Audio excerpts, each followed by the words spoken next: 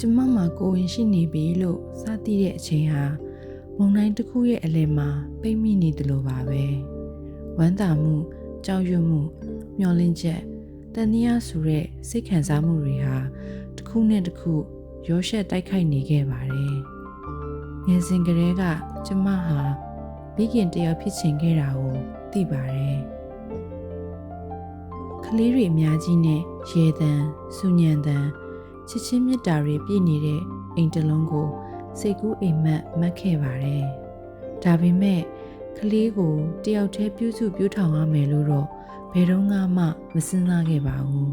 ။ကျမရဲ့အမေဟာစင်ငယ်မသားဖြစ်ခဲ့သူပါ။အဖေမရှိဘဲကြီးပြင်းရတယ်ဆိုတာဘယ်လိုလဲ။အောင်မြင်မှုအတွက်ကြိုးစားတဲ့နေရာတွေမှာပျော်စရာပွဲတွေသွားတဲ့အခါမှာအိမ်ရဲ့တိတ်ဆိတ်တဲ့ညနေတိုင်းမှာအဖေနေရာမှာကွက်လက်ဖြစ်နေတဲ့ခံစားမှုကိုကျမကိုယ်သိခဲ့ရပြီးသားပါ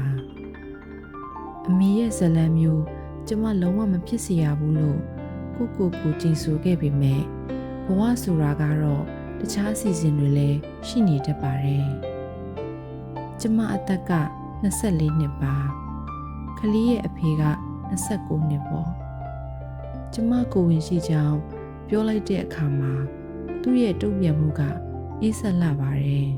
ပြီးတော့စိတ်ပြက်အားငယ်စရာလည်းကောင်းပါတယ်ဒီကိုဝင်ကိုမယူဖို့သူတောင်းဆိုပါတယ်သူ့စကားတွေဟာချုံများတဲ့ဓားသွားတွေလိုကျမနှလုံးသားကိုထိုးဖောက်ဝင်ရောက်လာပါတယ်ကျမကိုစွန့်ပစ်မသွားဘူးနဲ့ကျမနဲ့အတူရက်တည်ပေးဖို့မျက်ရည်တွေနဲ့တောင်းပန်ခဲ့ပေမဲ့ဘာခံစားချက်မှမပြပဲမျက်နှာလွှဲပြီးထွက်သွားခဲ့ပါတယ်။အဲ့ဒီအခိုက်အတန့်မှာပဲဒီခရီးကကျမတယောက်တည်းဆက်လျှောက်ရမယ်ဆိုတာသိလိုက်ရပါတယ်။ကိုဝင်ဆောင်ကာလကလွယ်ကူတာတော့မဟုတ်ပါဘူး။ကို24ပတ်လောက်မှာဆရာဝန်တွေကကျမမှာကိုအစိတ်တက်တဲ့ယောဂရှိနေကြောင်းစစ်ဆေးတွေ့ရှိခဲ့ပါတယ်။ဒါဟာကျမအသက်နဲ့ကလေးရဲ့အသက်နှစ်ခုလုံးကိုချင်းချောက်နေတဲ့အခြေအနေတစ်ခုပါစီကန်းတစ်ခါသွားတိုင်းစိုးရင်ပူပန်မှုတွေယောဂလက္ခဏာအသစ်တွေနဲ့အတူကြောက်ရွံ့မှုတွေလည်းခံစားရပါတယ်။ Down syndrome စစ်ဆေးမှုကပါဖြစ်နိုင်ခြေရှိတယ်ဆိုတဲ့အဖြေထွက်ခဲ့ပါတယ်။ကျမရဲ့ကဘာကြီးဟာပတ်လေပြူကျသွားသလိုခံစားရပါတယ်။ညနေချက်နေရတွေကိုကြည့်ပြီးငါတာကိုဘယ်လိုဆက်လုပ်ရမလဲလို့တွေးရင်တိတ်ဆိတ်ထိုင်နေခဲ့ရတာကိုအမှတ်ရနေမိပါတယ်။ဒါပေမဲ့ကြောက်ရွံ့မှုတွေကြားထဲမှာပဲအမှန်တရားတစ်ခုကတခြားအရာတွေထက်ပိုပြီးကျေလောင်စွာနဲ့ပေါ်ထွက်လာခဲ့ပါတယ်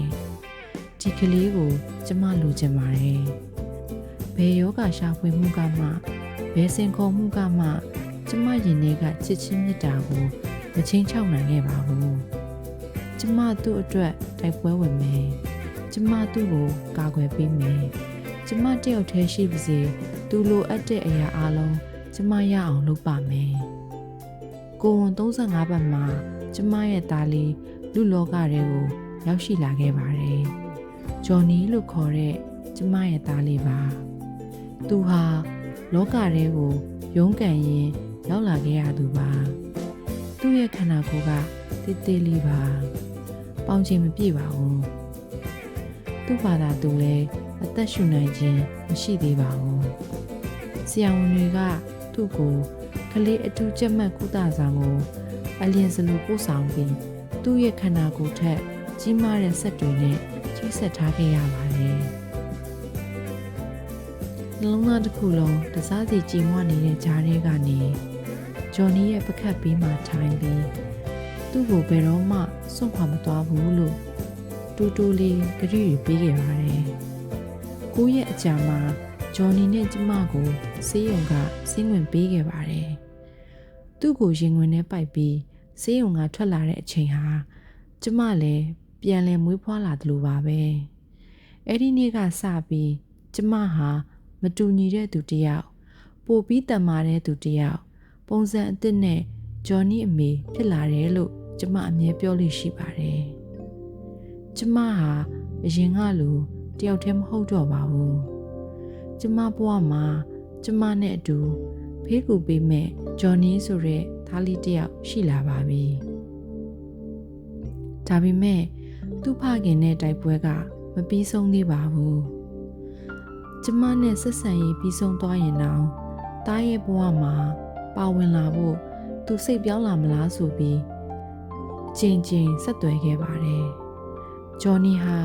သူ့အဖေကိုတီးခွင့်ရဖို့ထိုက်တန်ကြောင်းလည်းပြောခဲ့ပါတယ်ဒါပေမဲ့တောင်းဆိုမှုတိုင်းဟာအချီးနှီးပါပဲနောက်ဆုံးတော့ဂျော်နီ2 လသားအရွယ်မှာကျမသူ့ကိုတရားရုံးတင်ခဲ့ပါတယ်ကလေးတယောက်အတွက်ဥပဒေက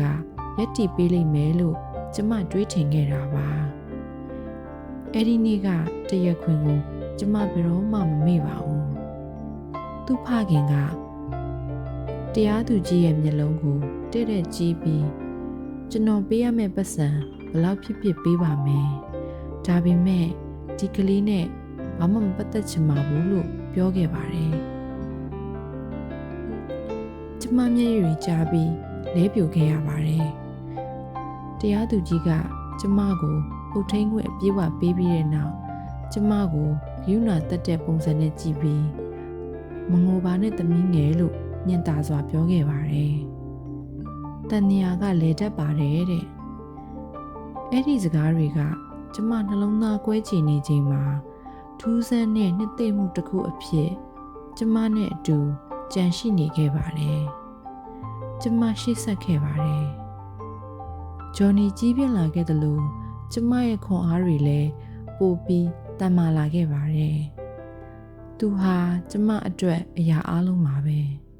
ညံကောင်းတယ်ကျင်နာတတ်တယ်ပြီးပြည့်စုံပါတယ်သူ့ရဲ့ပြုံးရမှုတိုင်းသူ့ရဲ့အောင်မြင်မှုမှတ်တိုင်တိုင်းသူ့ရဲ့ရေမောတန်တိုင်းကကျမတိုက်ခဲ့တဲ့တိုက်ပွဲဟာတမိုးရှိတယ်ဆိုတာသတိရစေခဲ့ပါတယ်လေးလသားအရွယ်လောက်မှာမျောလင့်မထားတဲ့အရာတစ်ခုဖြစ်လာခဲ့ပါတယ်ကျမ Rob လို့ခေါ်တဲ့အမျိုးသားတဦးနဲ့တွေ့ဆုံခဲ့ပါတယ်အစပိုင်းမှာတော့သူဟာကျမဘဝတွေကလူသစ်တူပေါ့ဒါပေမဲ့ဖြည်းဖြည်းချင်းသူဟာပိုပြီးအရေးပါလာခဲ့တယ်ဂျော်နီအတွက်တော့သူဟာအရာအလုံးဖြစ်လာခဲ့ပါတယ်အစကတည်းကသူတို့ရဲ့ဆက်သွယ်မှုဟာမြင်းမြရအောင်ထင်ရှားခဲ့တယ်ဂျော်နီဟာ Rob ကို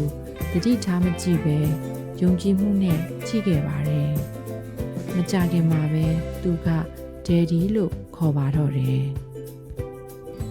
ဒါဟာအတင်းကျပ်စေခိုင်းတာမျိုးကြိုတင်ပြင်ဆင်ထားတာမျိုးမဟုတ်ပဲသူ့ဘာသာသူဖြစ်ပေါ်လာတဲ့ဆက်ဆံရေးတစ်ခုရွေးချယ်မှုတစ်ခုဖြစ်ခဲ့ပါတယ်။ Rob ကလည်းလက်ခံခဲ့တယ်။ဝိဖက်ခဲ့တယ်။မကြခင်မှာပဲသူတို့တွေဟာတယောက်မရှိပဲတယောက်မယုံကြည်နိုင်လောက်အောင်ပြစ်ပတ်ပေါင်းဆက်သွားခဲ့ပါတယ်။ Rob ဟာဂျော်နီကိုတခြားသူတယောက်ရဲ့ကလေးလို့ဘယ်တော့မှမဆက်ဆံခဲ့ပါဘူး။သူ့သားရင်တယောက်လိုပဲဆက်ဆံခဲ့ပါတယ်။အိယာဝင်ပုံမြင်တွေဖတ်ပြတယ်။ညတိုင်းအိယာဝင်တဲ့အခါတိုင်းချော့သိပ်ပြီးတယ်။ baseball ပွဲတွေမှာအတူအားပေးတယ်။ဂျော်နီရဲ့ကျောင်းပွဲတွေကိုတက်တယ်။ဘာမှပြန်မမျှော်လင့်တဲ့ချစ်ချင်းမြတ်တာတွေနဲ့သူ့ရဲ့နေ့ရက်တွေကိုဖြည့်ဆည်းပေးခဲ့ပါတယ်။သူဟာတည်ငြိမ်တယ်။ယုံကြည်အားကိုးထိုက်တယ်။ဒါအတွက်ကျမအမြဲတမ်းအိမ်မက်မှတ်ခဲ့ရတဲ့အိမ်မက်ထဲကဖခင်တယောက်ပုံစံပါပဲ။ Rob ဟာသူ့ရဲ့ဖခင်အမြင်မဟုတ်မှန်းဂျော်နီသိပေမဲ့အရေးမကြီးခဲ့ပါဘူး။သူ့အတွက်တော့အဖေဆိုတာသွေးသားကြောင့်မဟုတ်ပဲချစ်ချင်းမြတ်တာကြောင့်နဲ့လိုအပ်တဲ့အချိန်မှာရှိနေပေးခြင်းပါပဲ။သူတို့ရဲ့ပထမဆုံးဖေများနေမှာဂျော်နီခံစားနေရတဲ့အရာတွေကိုစကားလုံးနဲ့သူမပြောနိုင်သေးပေမဲ့ကျမသိကျင်ပါတယ်။သူတို့နှစ်ယောက်ပုံပါတဲ့ကပ်ပြားတစ်ခုကိုကျမညှက်ပြီးအဲ့ဒီပုံမှာအခုလိုရေးခဲ့တယ်။ဖေဖေရဲ့သွေးကသားရဲ့သွေးကြောထဲမှာမစီးစင်းတာ အမှန်ပါပဲဒါပေမဲ့တားသိဘူးတဲ့တူဒီသောဖေဖေကဒီဖေဖေပါပဲဖေဖေကဖခင်တူနေရရက်တီပေးခဲ့ပြီးတားရင်လိုချစ်ခဲ့တယ်ဖေဖေပြသခဲ့တဲ့ချစ်ချင်းမြတ်တာအားလုံးအတွက်တားနှလုံးအပြည့်နဲ့ကျေးဇူးတင်ပါတယ်ကျွန်တော်တို့နာမည်တွေမတူကြပေမဲ့တားကယူမဆိုင်ပါဘူးဖေဖေနဲ့တားမျှဝေကြတဲ့ချစ်ချင်းမြတ်တာဟာနာမည်ထက်ပိုပါတယ်ကလေးတယောက်ရဲ့ချစ်ချင်းမြတ်တာဆိုတာဘာလဲလို့ဖေဖေအသိဆုံးပါတားရဲ့ရင်ထဲမှာဖေဖေဟာတားရဲ့အမြဲတမ်းအဖေပါစာဖတ်ပြီးတဲ့အခါမှာ Rob ငိုပါတယ်ကျမလည်းငိုခဲ့ပါတယ်အခုဆိုဂျော်နီဟာ9 နှစ်သားရှိပါပြီသူဟာကျမမြင်မှုသမျှကလေးတွေထဲမှာပျော်ရွှင်ဆုံးကျင်နာတတ်ဆုံးနဲ့အလိမ္မာဆုံးကလေးတစ်ယောက်ပါနေ့တိုင်းဂျော်နီအတွက်သာမကကျမတို့ဘဝတွေကိုပါ Rob ကိုဝင်ရောက်လာအောင်ပို့ဆောင်ပေးတဲ့ကံကြမ္မာကိုကျေးဇူးတင်မိပါတယ်ဂျော်နီကျမကိုတင်ပေးခဲ့တာကရိုးရှင်းပါတယ်မိသားစုကိုတွေးသားတော်ဆက်မှုနဲ့အမြဲသတ်မှတ်လို့မရဘူးဆိုတာပါပဲတခါတရံမိသားစုဆိုတာချစ်ချင်းမြတ်တာနဲ့တည်ဆောက်တာရွေးချယ်မှုနဲ့တည်ဆောက်တာတယောက်ယောက်ထွက်သွားတဲ့နေရာမှာအစားတို့ဝင်ရောက်လာဖို့ဆန္ဒရှိမှုတွေနဲ့တည်ဆောက်တာပါဒီနေရာကိုရောက်ဖို့ခရီးလမ်းတစ်လျှောက်ခက်ခဲမှုတွေကြေကွဲမှုတွေအထီးကျန်မှုတွေနဲ့ပြည့်နှက်နေတယ်လို့လွမြောက်ခြင်းမျှော်လင့်ခြင်းနဲ့ပျော်ရွှင်ခြင်းတွေကလည်းပြည့်နှက်နေခဲ့ပါတယ်ဂျော်နီကိုလူတစ်ယောက်ကညှင်းပယ်ခဲ့ပေမဲ့နောက်ထပ်လူတစ်ယောက်ကသူ့ကိုလက်ခံပွေ့ဖက်ခဲ့တယ်သူတကယ်လိုအပ်ခဲ့တဲ့တူဒီသောအဖေပါပဲတမိုင်းဆိုတာအမြဲတမ်းလဲတပတ်ပြန်မလဲတတ်ပါဘူးတခါတလေပြန်ရေးရပါတယ်ကျမတို့ကတော့ချစ်ချင်းမြတ်တာနဲ့ပြန်ရေးခဲ့တာပါဂျော်နီကဖခင်တယောက်ပြန်ရရှိတယ်ဆိုတာထက်ပိုပါတယ်သူနဲ့ Rob တယောက်နဲ့တယောက်တွေ့ဆုံခဲ့ကြတယ်ဒါကတော့ထာဝရတည်မြဲမဲ့မေတ္တာဇလံမှာချစ်ချင်းမေတ္တာဟာအရေးကြီးဆုံးအရာတစ်ခုပါပဲ